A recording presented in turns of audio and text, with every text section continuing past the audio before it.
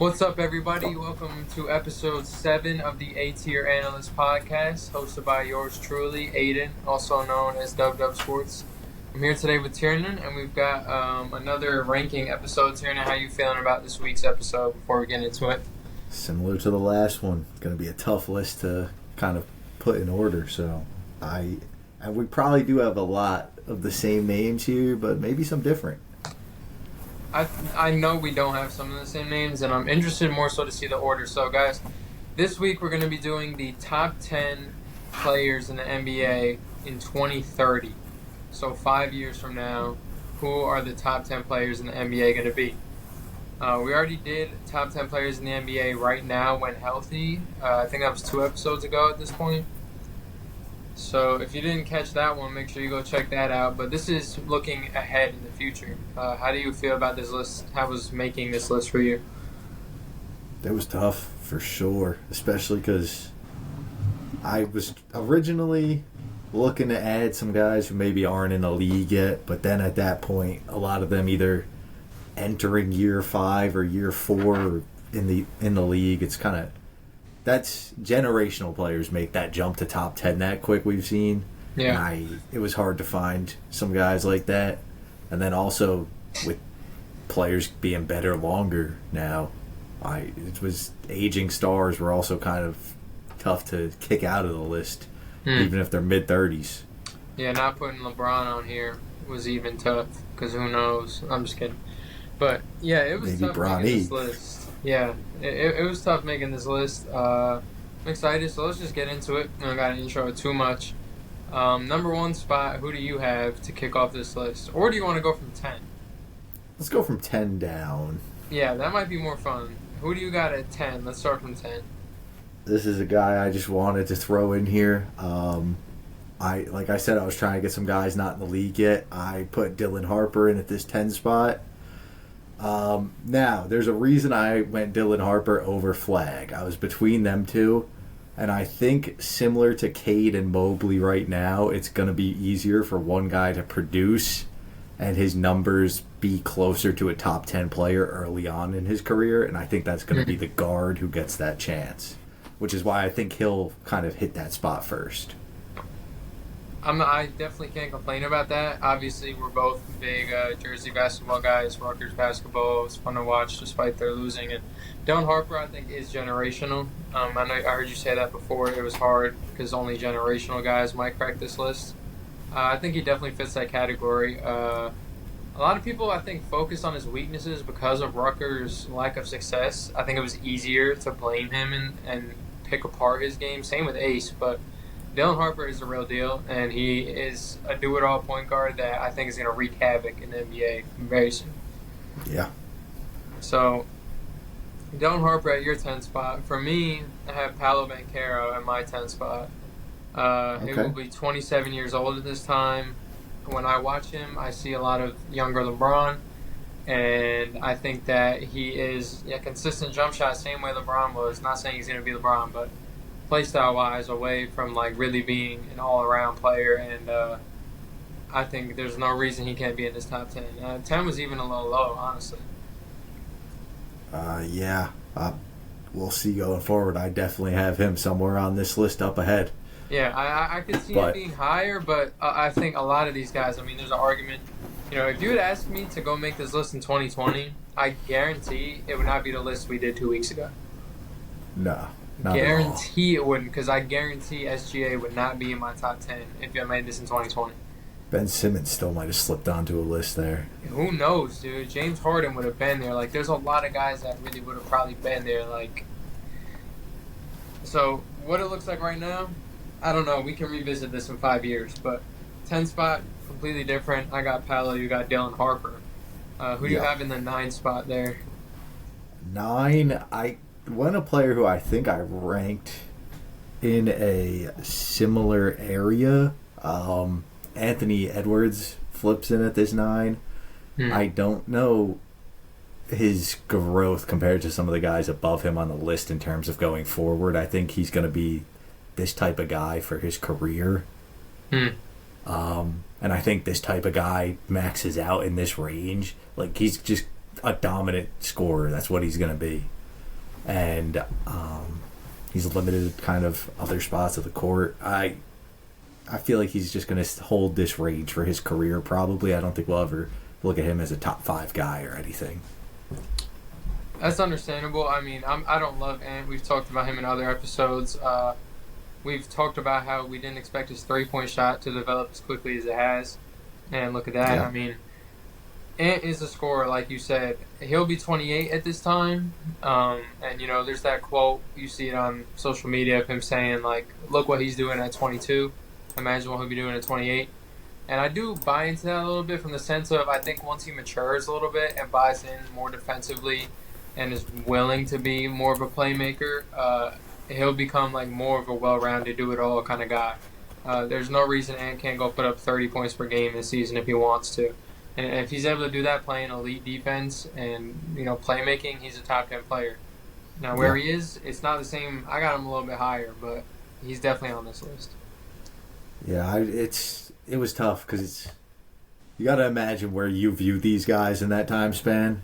Yeah. Which I did. A lot of these guys are late 20s, and I'm viewing those as your peak years. So. Yeah, I was looking for that number 28 a lot when I was ranking. So you got Ant in your 9 spot. In my 9 spot, I have a guy I expect you to definitely have higher, and that's Cade Cunningham.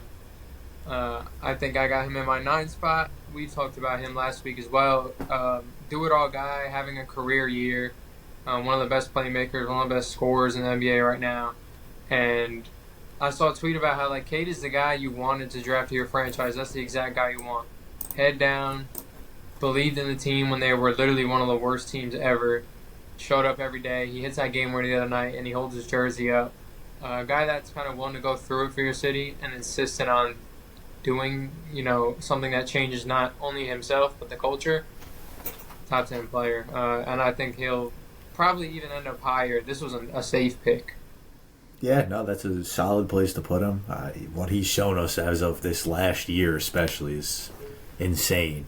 And what's he going to be at that time? 28, right in that 28 spot 28. That we're looking for? 28. Yeah, that's right at the peak of where I view guys hitting their top level of play. So. And Cade's I didn't expect him to really be this good this quick after last season. Not that Cade was bad, but I mean, he's an all-star, and he's quickly become like one of the best point guards in the NBA. Yeah. Undeniably. Even with how good he's been, he does have flaws in his game. I mean, a high turnover guy.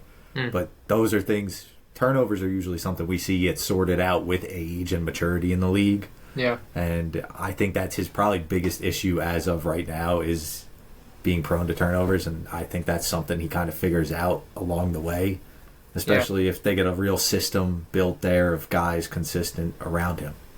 I like to see him get a little bit, not stronger, but just be a better body on defense a little bit too. Yeah. I think he's got a long way to go there. You got the size, but the production on defense, like I said, I think it comes with maturing, buying into defense. Yeah. That's the next step for Cade. Definitely has the body for it, though. So yeah, it's the same thing with LaMelo. Like, he's 6'7", and he's got long nice arms. Yeah, like, there's no reason you shouldn't be a good defender. I mean, I'm a big believer. I think you are too. Defense is effort and just discipline. Yeah. So I got Cade in my 9. You had Ant in your 9. Who's in your 8 there? I don't even want to say it because it feels wrong, but I have Giannis in my 8. Okay. At 35 years old. Yeah, this is... KD's 36 right now. KD's still a top 10 player. KD's a guy that can get to a spot and score without age affecting that, though. I don't know how Giannis will look at 35 if he's as dominant as he is right now. Yeah, no, I agree. KD can score from anywhere on the court. Giannis is a guy who is kind of relying on that athleticism. Despite the mid-range developing this year, I mean, yeah, bigs tend to regress a lot quicker, and like I think, a lot of these stars we grew up with are making it to 35, 36, 37, still being elite. But I don't know if we should act like that's the new norm because like Giannis is a big dude who, like you said, relies on his athleticism. I don't know if he's going to be able to beat it. Being the 8th best player in the NBA is, I want people to understand, it's not an insult. Like, it's still Giannis. You're the best player on I think 90% of teams. but like because I'm saying the name Giannis so low and he's consistently been a top 3 player for like almost 5 years. Um, yeah, Giannis is at my 8 at 35. I love him though. I love Theo too. I love both of them. So that's my 8 Yeah. spot. What do you got in your 8 spot? Now this is where I slip Paolo in, right here at the 8. I think Paolo, I'm really sold on the peak of Paolo, of what I see it as. I just think baby LeBron, I don't think he's fully that same type of player. I do think LeBron was a lot more dominant at getting to the rim than Paolo. I think Paolo can be. I think it's a mentality thing more so, and immaturity thing. If he settles for a lot of shots, he shouldn't right now. Yeah, And Braun I'm was hoping also that definitely goes a better away. playmaker and defender Yeah. at that point. Like, yeah. But yeah, Paolo's going to be 27. I think he's going to be on the upwards trend there, and he can do everything on the court besides right now shoot a consistent 3-ball. Which is a big if. We've said that a lot. That's a big if to just be like, yeah, that'll happen. Yeah, but same name. Giannis was on this list without a consistent 3-ball ever in his career. So That's if true. a guy can really develop everywhere else around the court, I'm interested to see. And Paolo's a guy who I feel like it's somewhere in there, that 3-ball. I don't know if it's going to ever be. You got to go out there and press him at the arc everywhere he is, but definitely got to worry about it. Yeah, and obviously he's having a career year scoring. I think he has 4 40-point games this year. Second leading scorer since All-Star break, I saw, right Yeah, behind so, Shea. I mean, he's been playing great basketball. Like you said, it's a matter of that offense kind of evolving a little bit. Obviously, I had him at 10, so it's that Yeah, range. top 10 player in the NBA. Yeah, like 8 to 10. I mean, same kind of tiers. I feel like this all gets tiered. They'll probably be around the same tier. So I had Giannis. You had Paolo at 8. Yep. Oh, I don't want to do 7, but you go first for 7. I'll make it easy on 7 here for me. I have Giannis here at 7. I really struggled with where to put him because I think his athleticism is such a key part. Yeah. But I also don't know how much in today's NBA a guy regresses athleticism wise of like his caliber, taking care of his body that well. Hasn't been really too injured throughout his whole career, so there's not much wear and tear on him compared to a lot of other guys that age. And I still think he could be dominant at that time. So, I'm top 7 player. He's what Paolo should be aiming to be outside of a 3-ball around everywhere else on the court. And I'll give him the edge over him for now. I definitely could move him. I had a range of where I'd move him though, and it was a struggle. Yes, I agree with that. Obviously, we already talked about him on my end. Same thoughts with him, and in the same realm, I have a guy at 7 that's going to be the same age as him. Ooh. Which feels low. It really does, but I have Jokic at 7. That's a spot. Like I said, I think bigs, it's harder at 35 to contribute the way that and Jokic has never been a guy that has relied on his athleticism. Obviously, he's been like quite literally just objectively like overweight and still playing elite level basketball. I just think when he slows down, and I think he is a lot more nimble and skilled and like relies on skill a lot more than people think. That going away, I think, is what takes him out of that best player in the world combo. It's not that Jokic is going to be bad. It's just Jokic is not going to be dribbling the way he is, probably passing the way he is dribbling, off the bounce to shoot. Like, if he loses those things as a center, it's going to be a lot harder for him to go off the bounce at 35. And you take that aspect out of Jokic's game, he's still a top 10 player, like we keep saying. He's just not, I don't think, a top 1-2 player. I'm interested to see what you think and who you have, because I think that's low. I have him somewhere on this list. Definitely not a top 2 player from where I have him, but I do think a lot of those things are true. People don't really realize how much his sneaky athleticism is there. Mm-hmm. He is really nimble on his feet. He's a very strong guy, Mm-hmm. and I don't think that's going to go away per se, but I think a lot of it'll kind of regress and other guys, younger guys, get stronger.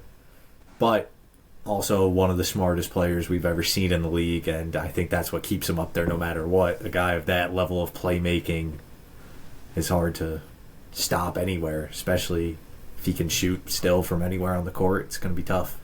And I want to make it clear, I think the worst version of Jokic we would get probably is putting up like 22, 9, and 6. Like, that's probably the worst version of Jokic you'd see, and that would be terrible. Yeah, like, no, those are Hall of Fame numbers at this point. Just to put that out there, that's this version of Jokic I'm looking at is like 22, 9, and 6. So, just to make that clear, Jokic is in my 7th spot. Who do you have at your 7th spot? I'm interested to hear that one. I'm up at 6 here. Oh, okay. Who do you have at 6? You said I'd have this guy higher. Cade Cunningham slips in right here. Yeah, I mean, I could see that. Great player. I do think he's just... I expect him to take a big jump. And not too big, but this is a spot where I think he'll kind of fit in nicely.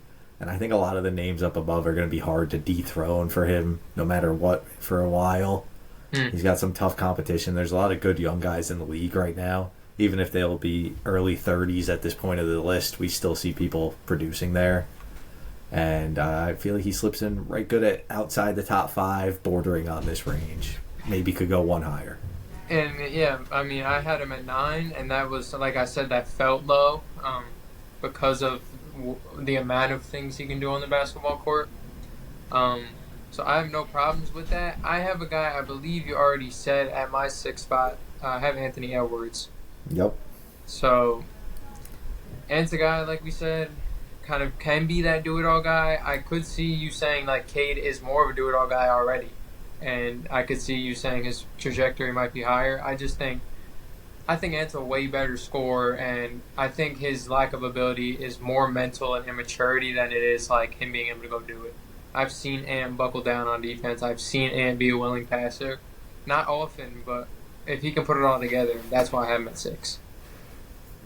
Yeah, that's going to be the issue with this whole list because these guys' peaks, they're top 10 players no matter what at their peaks. Like, unarguable, these guys at their peak we think would be top 10. Yeah. So the discrepancies between it is so slim of what you just prefer out of a guy at that point of their peak. And and that's the difference between us we find in these lists is like, what do we prefer when we look at a player? And that's a good example is I have Ant there and you have Cade there. 5 spot, getting into the top 5, I think this is where it gets very interesting. I have a guy at 5. I actually don't think he's probably on your list, so I want to let you go first. This is where I put Nikola Jokic, and just all the reasons I said he's a genius on the basketball court. And I don't expect never him go away unless he gets like all-timers or something like that. And I don't want to look back and like it'd be one of those tweets like Bron's 30, we don't have much longer of this. I don't want that to be how I'm acting of Jokic throughout this. Yeah. So I'd rather have him middle of this pack and not him win MVPs at 35. I think Jokic will always probably finish his career top 10 in MVP voting every year. I top 10 at least. So I could see you having him at 5. I have a guy at 5. Like I said, I don't even think he's probably on your list. 29-year-old at the time will be Evan Mobley. And this is a guy I've been really high on since before. I mean, college definitely, but I've loved Evan Mobley. Him going to Cleveland, I thought that was the perfect spot for him. The difference in what I watch this year versus what I watched last year when I see Evan Mobley play basketball, it's 2 different players. He's way more willing offensively. He's way more capable. He can shoot the ball. He'll put the ball on the ground. He's even become a little bit better of a passer. And obviously, he's a Defensive Player of the Year level defender. You put all those things together, I think he can be what Giannis is even, with a little bit more of a jump shot. I don't think it's crazy to say Evan Mobley can be that. I when you were talking in my head, I don't have him on this list, I will admit. And he's a guy, for some reasons I didn't have him on this list. In my head, I think he could be a good number one option and a really good number one option. Like, I do think that peak is a Giannis-esque player. But I also think there's a lot of situations where he could just be the best number two in the league and be better than a lot of number ones, but on a winning team, the best number two. And I think he ends up in that like 15 range more so at that point, where he's kind of taking a back seat to whoever is the number one. Yeah.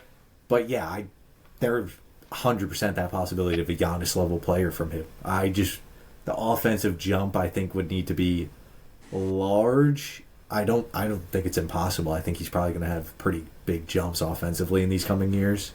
Right. It's just, I think he needs a really good player with him, where I feel like a lot of these other guys are going to be capable of doing it on their own. Yeah, and that's fair enough, because we haven't seen him in any role besides being, a third option at this point. And this year he's averaging per 36. He's up to 22 a game, 11 rebounds, 3.5 assists. Obviously playing, like I said, All NBA, Defensive Player of the Year, defensive capabilities on top of being able to score the ball that way as a third option. When you shove him in that first option role and you kind of let him get comfortable there, I don't see a world where he doesn't flourish. Just based on everything, based on the fact that he's the size he is, as quick as he is, as diverse as he is, that's Giannis to me, like I said. So, might be high, like I said. I was surprised you didn't have him on your list, and now I have him at 5. That's huge. Yeah, that's a guy who's in MVP talks easily. Yeah, and I'm honestly shocked you didn't have him on there. But once I realized we got to 5 and you didn't say it, I was like, well, he's definitely not going to say it at this point. Because I just, it's hard for me to view him as the number one as of right now. Right, which is fair. It's 100% reasonable, and I could see it happening probably 8 out of 10 times he does it. Yeah. I'll let you go ahead. Who do you got next? We're at the 4 spot here. I believe so. I have let's see how old he is, 31 at the time. A lot of these guys coming up are going to be in this range. Tatum. That's what I've got. I think it's a good spot for him. I think this is kind of right where he's going to be stuck in a way. Probably. Because I imagine we have the same 3 above him here, and I think it's going to be hard to dethrone any of them, but this is right where he's going to most likely be. And being only 31 at this time, Tatum, it's going to feel like he's going on his 20th year in the league. Yeah, right. Deep playoff runs every year. Like, it's just... That's what I'm wondering is, at that point, will we see Tatum in a situation where he's on a bad or mediocre team and he has to do it all? Or, like, he's a clear-cut one option every night type of role? Will we see that from Tatum at that point? And what would that look like? And would that maybe get people to launch him into that top 3? Because I feel like the only thing that knocks him out of that top 3, it's not his abilities, it's just the situation. I think if we were to see Tatum in a different situation by that point, and he was to do what he's doing even at a higher level, there's no reason he can't be higher. Yeah, no, for me, it's hard to ever see him in a losing situation. I don't know why. A guy on the Celtics, I don't think they're ever going to build a team around him that's not good. He does give me I'm going to retire Celtic vibe, and if that's the case, I don't think we ever do. But if he were to leave for whatever reason, it'd be interesting. But obviously, we've never seen Jason Tatum losing in the NBA. No. We've seen this guy in the playoffs. That's why it feels like it's year 20, because we see Jason Tatum from the start of the season to the end of the season every single year, and some. And maybe a crazy analysis to make here. A lot of these guys, not the same. I feel like Tatum is really friendly with like all the stars because of how often he was at all those All-Star games, being young and everything, and always being in these positions where I think it's going to be easy for him. Let's say people do leave. Let's say Jaylen Brown leaves. I think guys are going to want to play with him because they know he's willing to kind of take a step back, let you do you, and he'll contribute to winning. And That's a good point. a lot of guys, I just don't see him ever playing on a losing team because of things like that. Yeah, and I don't think it's in him. I mean, as corny as people may call him, the guy's obsessed with winning. If he wasn't, he wouldn't be winning as much as he's winning. So, I mean, Jason Tatum, I don't think he goes lower than 4. Was my point and everything really. No, I think he's too good. 4 is the bare minimum. I think there's for sure a tier jump here of the guys below and him right here. I think we could probably separate those guys into 1 or 2 of their own tiers below. But then right here it cuts, it's Tatum, and then we'll see what happens above. Let's see what happens above. Bronze medal here. I'm interested to hear who you have. I don't think it's who I have, because I have Shea. I do not have Shea. Yeah, I figured you didn't, and obviously, like I said, 3rd best player in the league, best player in the league. Okay, whatever. Like, we see it now. Like, these guys, that's like Jokic, SGA, pick your poison. I don't know how many points per game this guy could end up averaging in his prime. I mean, he's older than I think people realize. I think people, for some reason, have this perception like he's, like, kind of still up and coming. Like, he's pretty close to his prime, or entering his prime. Could he put up like 36, 37 a game at some point? I don't know. Maybe. I don't think anyone has figured out how to stop him, and that's not going to happen anytime soon. If that happens, yeah, he might be 1 or 2. But what do you think about him being at 3, or who do you have at 3? At 3, I have Luka. Okay, I figured that was it. Both very interchangeable. Yeah. Personally, from what, like, preseason, you asked me this, Luka would have been the 2 here. But I think what Shea has shown this season is better than any Luka season up to this point. I think, and I just personally have seen that and defensively and things. What will they both be, 31 at this time? I think so. Yeah, or 32. 31. Both 31, 32, right in that range. Yeah. Same age. I just went with him because up to this point in their career, Luka has been good for longer. He was a more contributive player and better early on in his career than Shea was. But as of right now, at the current peak, from what I've seen this year of Shea, it's just hard for me to put him below another guard. I think the peak is kind of going to be crazy there. Where Luka, we know what Luka's going to be also. That's easy 30-plus points per game every night. Yeah, I'm looking right. I just got the notification. SGA's got 19 at the half for Charlotte right now. So there's you guys 40 are holding below 20. Yeah. Yeah, I have Luka at my 2. I might as well just jump there. Your point about him having a better season than we've seen of Luka, I think I would still take last year's Luka over Shea this year. Last year, Luka put up basically 34, 10, and 9, and he was still very efficient. Obviously, he led his team to the finals. I think Luka last year was definitely one of the best seasons I've ever seen, and I would say it's even still better than what Shea's doing right now. Because how many points per game is Shea at right now? Like 32 and a half? 33 right now. As of today, I think he's at that 32-9. All right, 32-9. That's still less than what Luka was at last year. While Luka was almost averaging a triple-double, and like I said, led his team to the finals. Yeah, we'll see what Shea does in the playoffs and whatnot. Maybe he can change that perception if he has a crazy playoff run. But because Luka did struggle a little bit at points in the playoffs, but I got Luka at my 2, and it just comes down to I think he's more of a do-it-all guy in that. I agree. I think Luka is definitely more of a do-it-all guy for sure. I think, number-wise, I think we'll always see bigger numbers out of Luka. The defense, though, that throws me off because I don't think Shea is like a super elite defender, but he's a very good defender, and I don't worry about him at all on defense. Luka, I'm always worrying about, and that makes a big difference. Yeah, that makes such a difference when, like you said, one guy's getting hunted, the other guy I'm not staying away from him, but I'm not inviting him on defense. Yeah, I might even be staying away from him because he might rip me. Yeah, no, it's definitely. like I said, interchangeable for me most likely. It's just from what I've seen this season, efficiency wise, what Shea's kind of been doing, and It's ridiculous. The 3-ball pre All-Star break versus as of recent that 3-ball hitting it at a decent clip now, and his splits on the year right now up to like 53, 37, 90. That efficiency from a guard and putting up 33 a game, I don't know. That's crazy, unheard of. I think Luka's always going to definitely put up more volume of numbers for sure. Yeah, but I texted you the other day. I had said, "Is SGA having like a top 5 season we've ever seen right now?" And that efficiency with just the team success, with the team success being a large part of it, I guess it really comes down to how much you value that and how you look at a single player.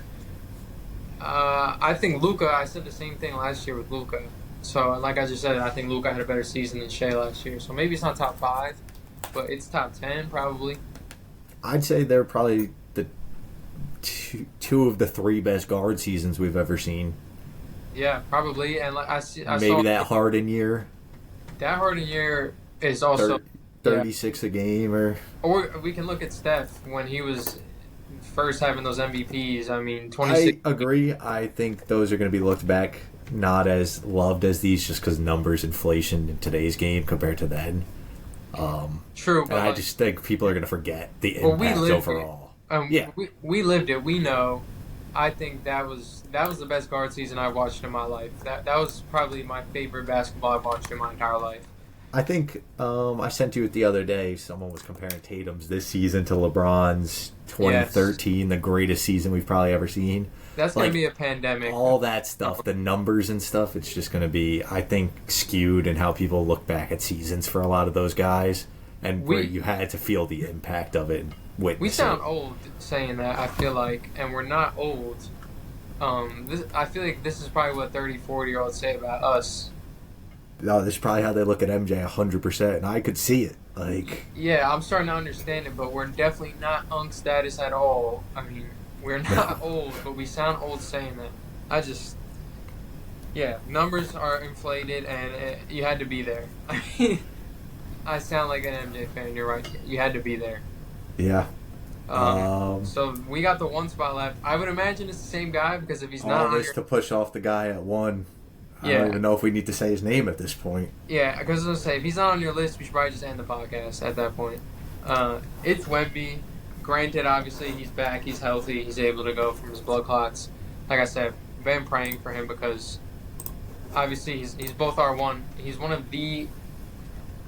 I don't know what word to use. I mean, it's Tatum's nickname, but he is an anomaly. We've never seen this in my life. Let's relax for Tatum's nickname.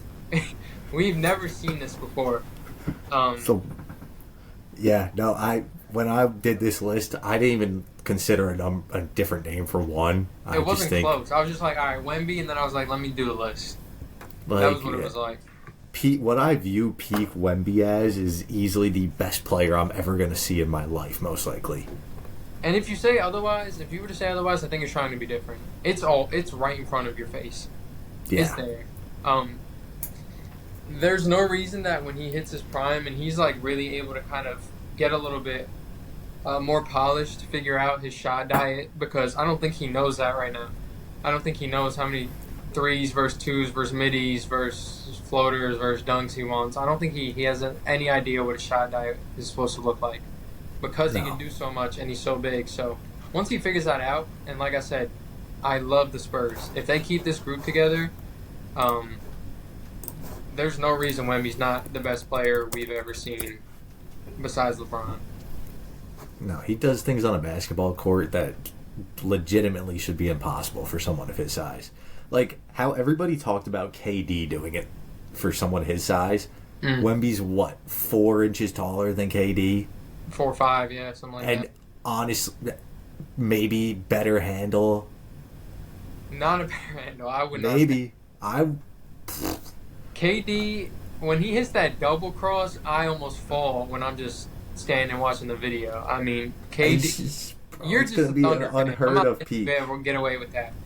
KD will kill you. Yeah, maybe on Twitter when he's crying. I don't think he's going to kill me on the court, man. That's the last island I would ever want to be on in my life, dude. It's I don't either I'm know. getting I hit don't with want to be that on that double island with the cross, guy that's 7'5" either. dude. I'd rather be out there if we're going from half court than out there with KD. And that's K. Yeah, I don't want KD's. to be on either island. Let's just make this. Yeah, let's make that clear. If I'm stuck on an island with anybody, I want it to be Colin Gillespie, and that's it. Yeah, I mean, my varsity basketball points line was like 1.5. I'm not. I don't want to be on any of those islands. I just want to be at home watching.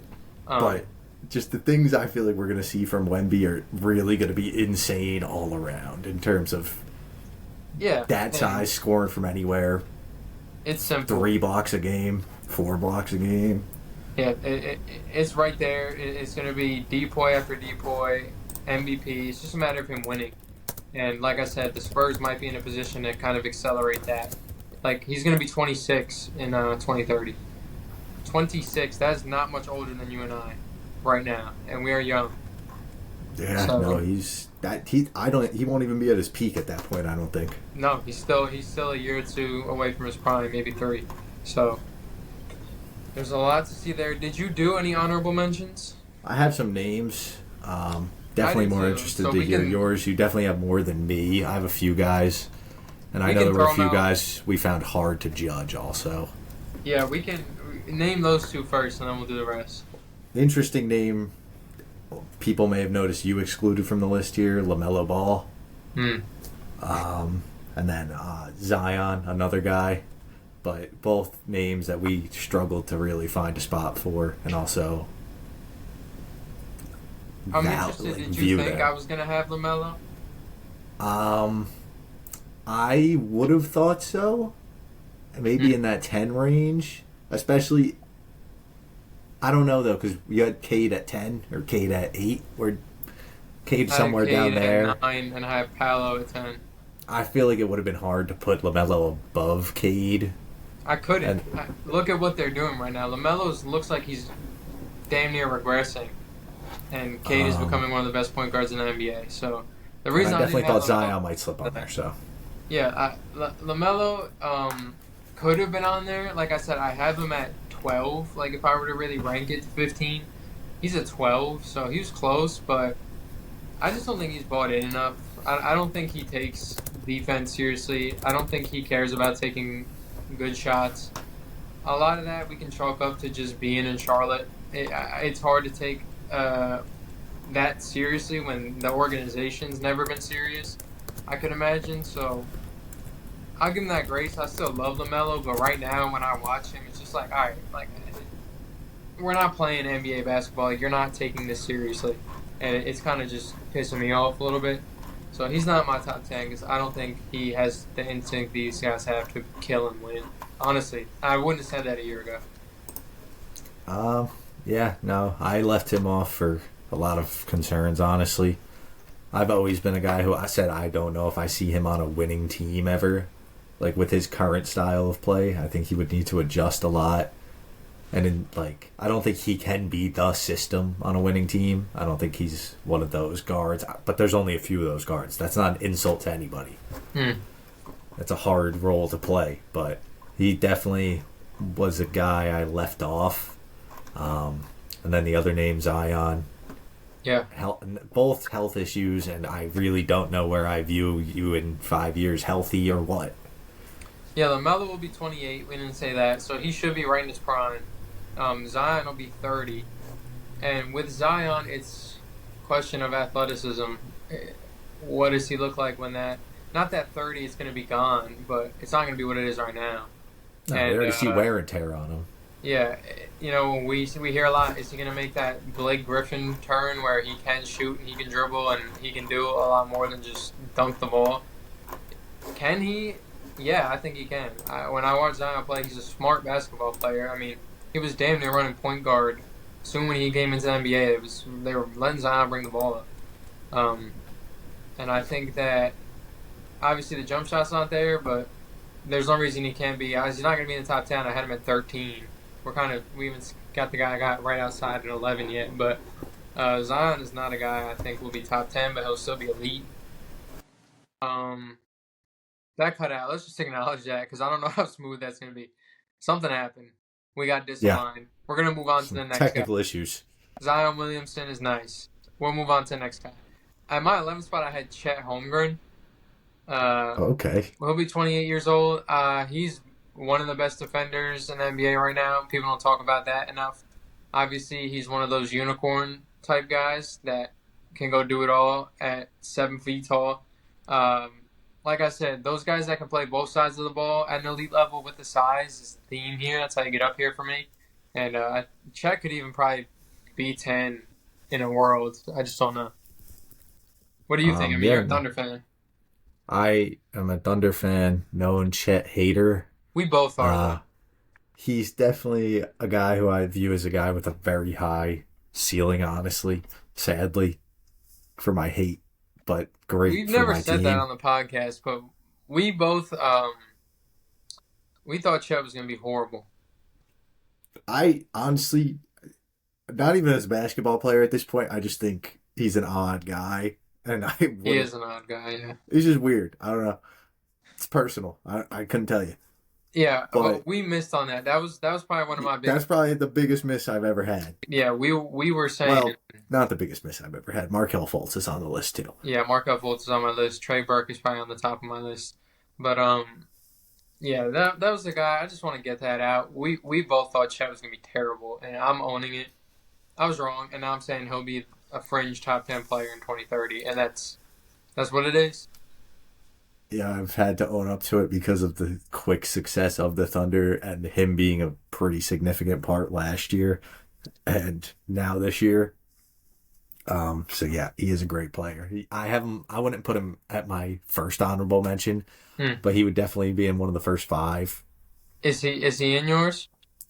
I did a him/J-Dub because I could see them both developing to a crazy type of peak, different types of peaks too, but I don't think J-Dub will be there really.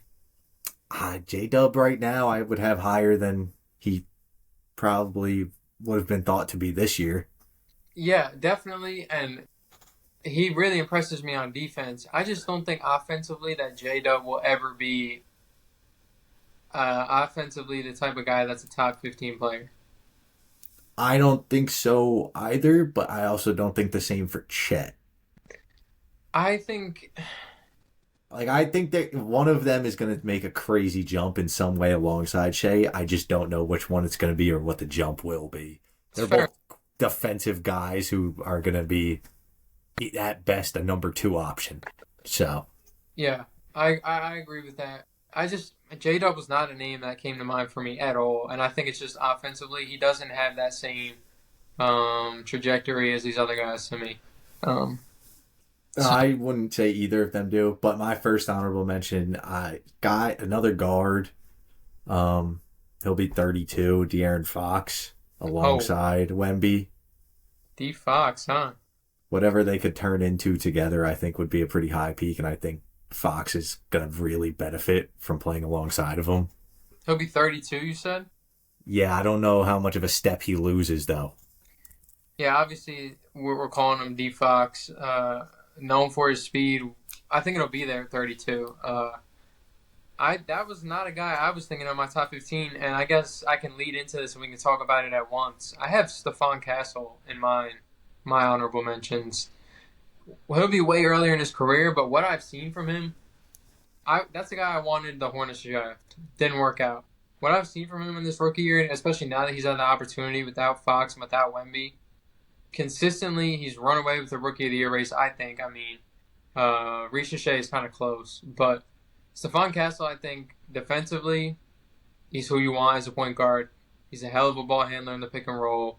He's proving already that his jump shot is going to get better. We're watching it get better every single night. And I think that he's kind of another do-it-all guy. Stephon Castle is going to be a really good point guard. Yeah, another guy where we're seeing a lot of guys here where they're on pretty good teams in terms of young guys where they have a few. Yeah. And it really comes down to who's going to take that step. Because I don't think all 3 guys in situations where there's 3 solid guys take the step. I think it's probably 2. And if it's Fox or Castle, the Spurs are set for a while. Yeah, and on this list, he'll be the second youngest guy out of all 15 guys I've listed. He'll be 25. And like I said, if it's him and Fox together, same like we just said with Chet and J Dub, it's just who's going to take that spot because only one person can. And the other one might just have to leave eventually, or they stay together and bite the bullet to win. But Yeah. I'm so high on Stephon Castle. It's just he's such an athletic point guard and someone that can go play defense, and he's strong. Stephon Castle is strong for a 20-year-old.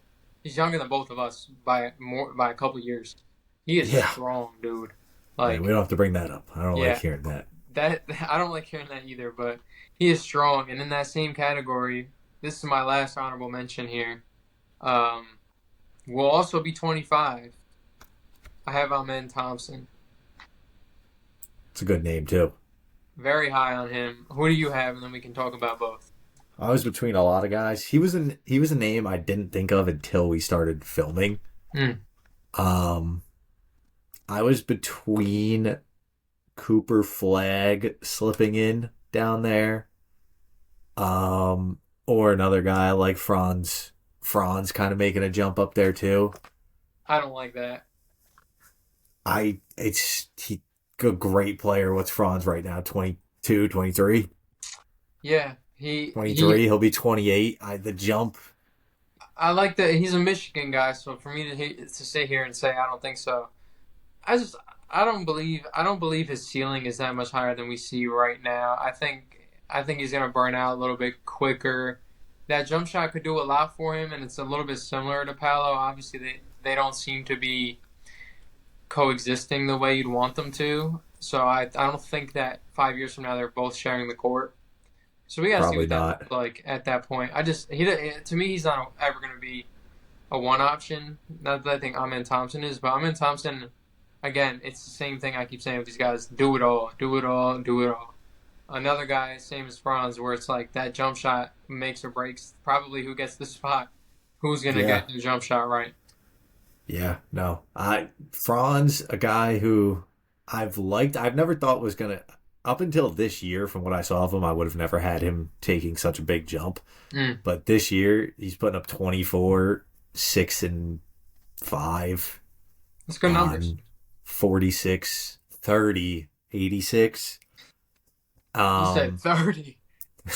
It's just tough. The numbers in today's NBA are higher, so you see these numbers and they sound a lot better than maybe they are in terms of everything, but that's still a really good player. And he's in year 4, and he's kind of a lot better than I would have thought he would be this quick.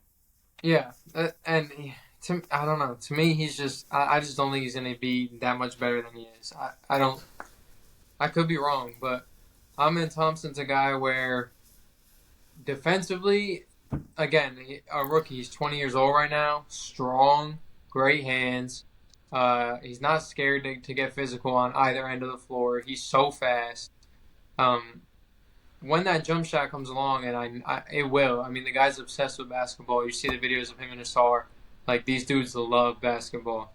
Yeah, I think both are going to be insane high ceilings. And insanely high. Really the question. And he's such a good playmaker. The way, like, all right, people say a lot, and I just said he doesn't have the jump shot.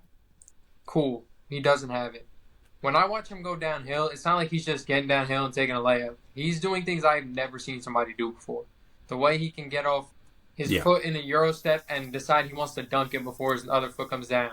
He can pivot and step through and end up windmilling on you on a step through. Like, he's a freak athlete, and I think that's what plays so much into it is the way. I think he's going to lay it up, and he dunks it more than he goes to lay it up when I think that. Yeah, no, both great players. I would have honestly struggled to pick one of them. Obviously they're in way different situations right now. Right. But I think they're very similar in where they're at overall. And the ceiling for them is insane. And they've both answered a lot more of, like, we've seen them do it on NBA court versus a guy I would have put in there like Flag, where I kind of have questions of how quickly he's able to find an offensive game that's at a high level in the NBA. Yeah, that's fair enough. Like he could come in and be a defensive disruptor, great on-ball defender, off-ball defender, That's what I but want. I don't know if he has the like athleticism compared to what he does in college going downhill to do it in the NBA on some of these guys. Hmm. And I don't think the jumper is too reliable yet, but still generational player. So I think he's got to be in contention for this. Yeah, I agree with that. And these honorable mentions were very different. We didn't really say. I mean, Lamelo and Zion, I guess, were the same, but aside from that, we didn't really have similar guys at all. And there's even more guys than we named to consider. Like I mean, Devin Booker at that point could. That's a name I considered, but he's gonna be like mid. He's gonna be like 33, 34, and he could also be in a way different situation than I could even predict right now after this year. Who was that? D Book. Oh yeah, D-Book. Yeah, that's a guy that I just think it's the scoring. He can lean on that. That'll never go away. He's so polished from all three levels. But that's a guy like he could have been there. A couple other guys I'm trying to think off the top of my head that I was thinking of for this spot. I mean, Cooper Flag, Dylan Harper, both generational. They could be definitely top 15 by this point. Yeah, Um, there's a lot of guys, honestly, especially in 5 years. Like I don't.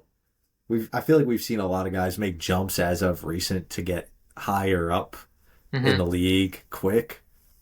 And I don't know if that continues because of how young the talent's gotten in that top area. Yeah, there's But probably gonna be guys we don't even really know about yet that are going to be yeah, really good in however many years. Like it's going to happen. There's going to be a guy that we probably would have never thought of and won't think of for the rest of the season that's going to be on this list. that would be the Shea. Like there could be a guy right now on a team putting up 10 just contributing, gets moved Mm-hmm. elsewhere and becomes really grows as a player and shows everything he can do. Yeah, one guy I did. Not one. Obviously, we can honorable mention 10 guys. Brandon Miller was some guy I really wanted to put there. I think he could be a Paul George in 5 years.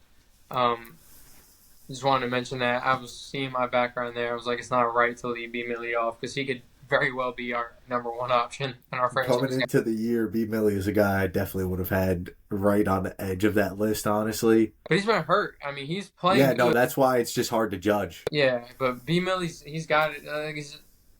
Look at these guys that are missing a jump shot, missing this, missing that. Brandon's Yeah, got it he's all. He's a hell of a shooter. He's got it off the bounce. He's a great defender. He's a great athlete. He could be 13, 12 at that point. yeah, no, great player. So I just want to throw that in there. That covers all of our lists. So all right, why don't we take turns, each go through our top 10. So this is the top 10 players in the NBA 5 years from now in 2030. Here's each of our lists. Tiernan, rattle yours off 1 to 10, and then go honorable mentions, and then I will go. Wemby, Shea, Luca, Tatum, Jokic, Cade, Giannis, Paolo, and then Jersey's own Dylan Harper. Hmm. Honorable mentions. Who did I have in this range? Cooper Flag, a guy like LaMelo, Zion, Zion, LaMelo, D Book, Fox. Franz, Fox.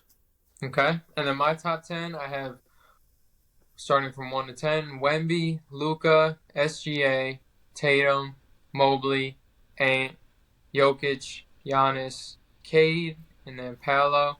My honorable mentions being Chet, LaMelo, Zion, Stephon Castle, and Amen Thompson / Brandon Miller. So there you have it. There's who we believe will be the top 10 players in 5 years.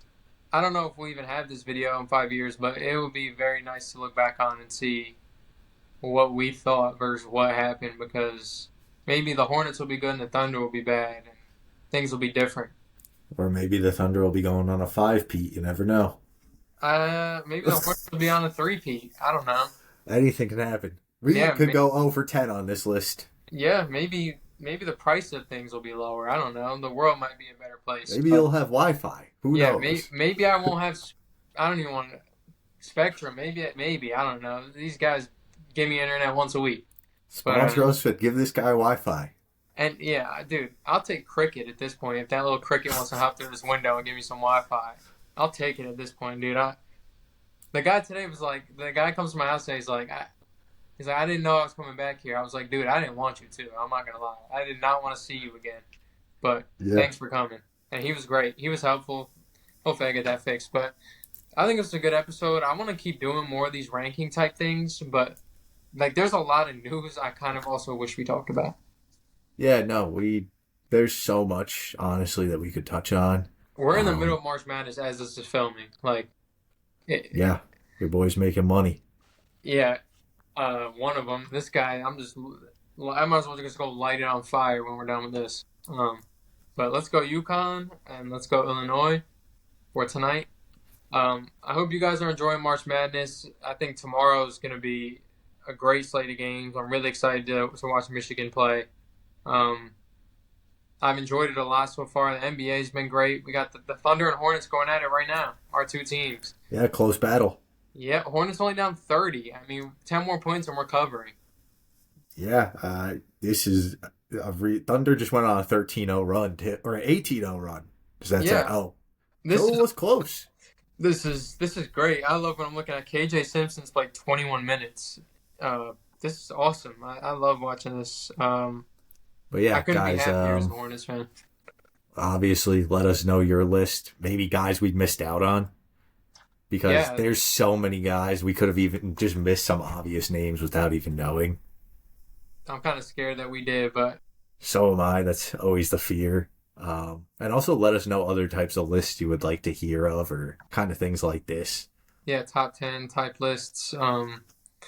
There's a lot we could do, but we'll get back to reporting some news. We could even maybe throw in an extra episode in the next week or two as March Madness ramps up, and yeah, obviously we want to talk about it all. It's been fun having the videos, fun. Hope you guys enjoyed the clips and things like that. So that being said, make sure you go follow us. We are posting these on Instagram and TikTok. Instagram and TikTok now. Instagram A Tier Analyst Pod, and then TikTok is the old Dub Sports account branded as A Tier Analyst Pod. You see, there's 3 videos on there that were from a long time ago, but we're posting the clips now, so do not miss those. And we will be back at it next week. How did you feel about the episode before we wrap up? Good episode. Similar guys in the top 10, way different names outside of it. Yeah, And I mean, that Mobley one was pretty big. I think it really just shows how like a wide of a range of good players there are right now Oh, that are yeah. young. It's awesome And to see, like too. the peaks we'll see and kind of jumps we expect guys to make. And it's wild because the worst guy on this list could probably be putting up like 28, like 8 and 6, and he's 15 in the league or something like that. Like that could be Yeah. a world we live in 5 years. Like Very these guys easily. are going to be battling for MVPs, and they're going to have to try and even compete with Wemby, Luka, Shea. Yeah, Like there's not going to be much room for awards, and I think it's really going to make guys' careers tough. it's gonna be a battle of who can play 65 games. That's all it's gonna be at that point. If I that hope we see stays, a lot of these guys playing often. I hope we see a lot of them hitting that yes, 75 game mark. Tatum loves playing basketball. Shea's sat out only a few times this season, so all these guys love to play. So I'm excited for it. That was a great episode. Episode 7 in the books. We will be back next week. Probably just going back to the news and touching on what's happening in college. So make sure to stay tuned. Let us know how you felt about the episode. Who do you think will be the top 10 players in the NBA in 5 years? Let us know. And like yeah. Tiernan said, if we missed anybody, please let us know. I mean, we're open to debate it. And if you don't think Wemby's number one, please give some insane reasoning why. Yeah, if there's anyone, yeah, I'd love to hear it. If you don't think Wemby will be the best player in the NBA in 5 years, let us know. Comment it down below if you don't think, because, like I said, that the list started after that name was on the paper. That's when I started thinking about the list. So, Yeah. thank you guys for listening as always. We hope you have a good week. We'll catch you next week on the A Tier Analyst Podcast. Thanks for tuning in. We'll see you. Peace.